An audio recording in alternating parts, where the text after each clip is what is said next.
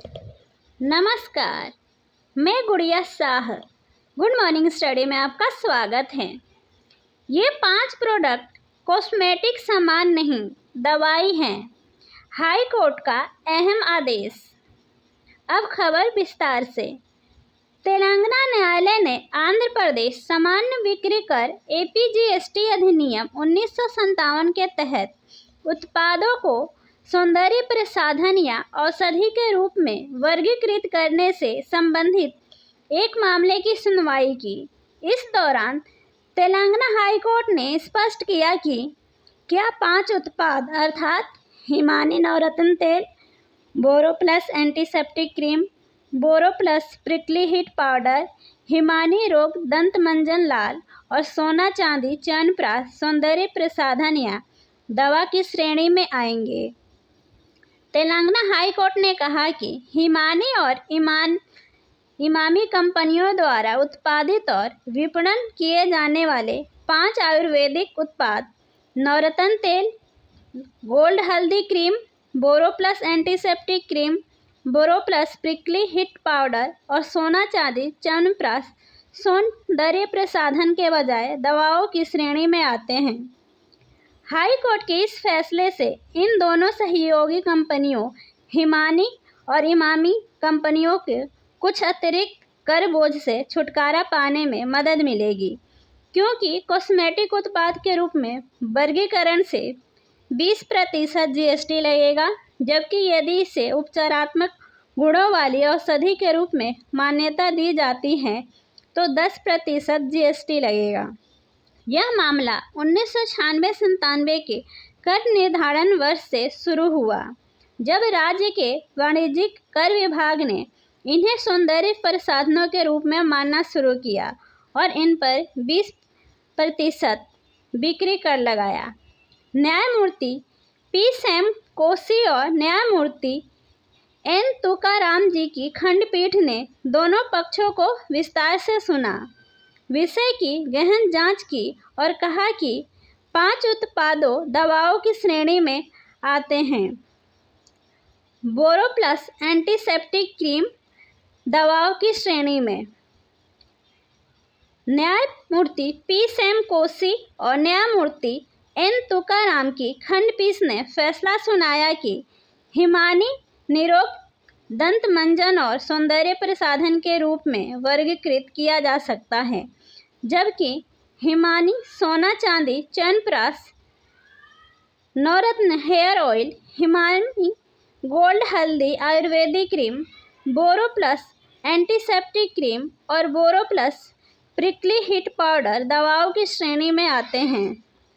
बता दें कि न्यायालय ने आंध्र प्रदेश सामान्य बिक्री कर एपीजीएसटी अधिनियम 1957 के तहत उत्पादों को सौंदर्य प्रसाधन या औषधि के रूप में वर्गीकृत करने से संबंधित एक मामले की सुनवाई करते हुए यह फैसला सुनाया। यह मामला 2 सहयोगी कंपनियों द्वारा उठाया गया था और इसमें 6 उत्पादों को शामिल किया गया था, जिसमें बिक्री कर अपीलीय न्यायाधिकरण STAT और करदाता हिमानी लिमिटेड ने एक दूसरे के खिलाफ कर संशोधन मामले दायर किए हैं। STAT ने माना था कि 3 उत्पाद नवरत्न तेल, गोल्ड टर्मरिक आयुर्वेदिक क्रीम, निरोग दंत मंजन लाल सौंदर्य प्रसाधन थे, जबकि अन्य 3 Boroplus antiseptic cream, Boroplus prickly heat powder और सोना चांदी च्यवनप्राश दवाएं थीं। 3 प्रोडक्ट्स को मिली चुनौती। STAT ने बाद के 3 उत्पादों को दवाओं के रूप में वर्गीकृत करने को चुनौती दी थी, यह तर्क दिए कि वे CGST अधिनियम और TGST अधिनियम की प्रविष्टि 36 के अंतर्गत आते हैं, जिसमें उन्हें 20% की दर से GST के लिए उत्तरदायी बनाया जा सकता है। दूसरी ओर करदाता ने पहले 3 उत्पादों को दवाओं के रूप में बाहर करने को चुनौती दी थी, जिससे उन्हें 10% की दर से शुल्क के लिए उत्तरदायी बनाया जा सकता था। अदालत ने दोनों पक्षों की दलीलें सुनी और प्रत्येक उत्पाद की विशेषताओं की जांच की। हिमानी सोना चांदी च्यवनप्राश के संबंध में अदालत ने कहा कि यह 52 दुर्लभ जड़ी बूटियों और खनिजों से बना है, जिसमें सोना, चांदी और केसर शामिल है और इसके कई स्वास्थ्य लाभ होने का विशेष रूप से उल्लेख किया गया है।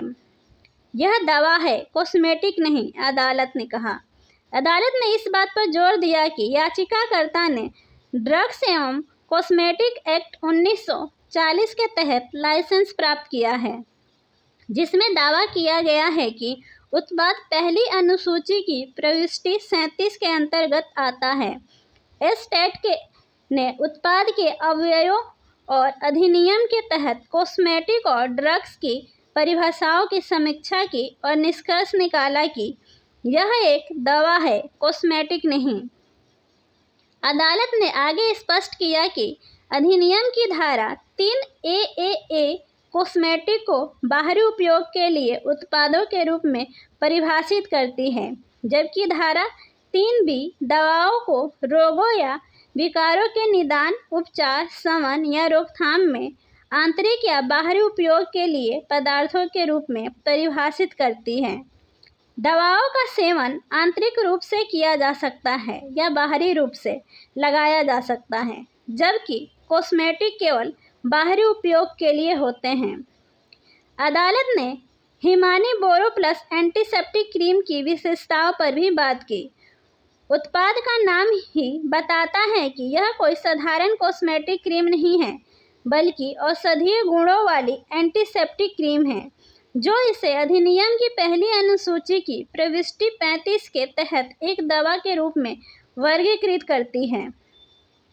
सामान्य बॉडी क्रीम या लोशन के विपरीत यह पूरी तरह से औषधीय उत्पाद है और प्रविष्टि 36 के अधीन नहीं है। अदालत ने एस्टेट के सुविचारित निष्कर्ष को बरकरार रखते हुए कहा, जैसा कि उत्पाद के आवरण उत्पाद के लेबल से दर्शाया गया है, यह प्रकृति में निवारक और इसमें उपचारात्मक आयुर्वेदिक मरहम है और इसे शुष्क त्वचा रोगों, कट, जलन, मामूली त्वचा जलन, घाव, फटी हुई त्वचा, फुरुनकल, इम्पेटिगो और इंटरट्रिगो के लिए निर्धारित किया जाता है। न्यायालय ने अगले उत्पाद हिमानी बोरो प्लस प्रिकली हीट पाउडर पर हुए कहा कि यह उत्पाद केवल कॉस्मेटिक नहीं है और यह प्रविष्टि 37 के खंड A या C के अंतर्गत नहीं आता है। यह औषधीय और प्रसाधन सामग्री अधिनियम की धारा 3 के तहत परिभाषा को पूरा करता है। इस प्रकार यह APGST अधिनियम की अनुसूची की प्रविष्टि 37 के अंतर्गत आता है और इस पर तदनुसार कर लगाया जाना चाहिए। न्यायालय ने आगे कहा कि इसे प्रविष्टि 36 के तहत कॉस्मेटिक या शौचालय की तैयारी के रूप में वर्गीकृत नहीं किया जाना चाहिए, क्योंकि यह इसके औषधीय गुणों को गलत तरीके से प्रस्तुत करेगा। ऐसी ही अन्य खबरों की जानकारी के लिए हमारे चैनल पर बने रहें। धन्यवाद।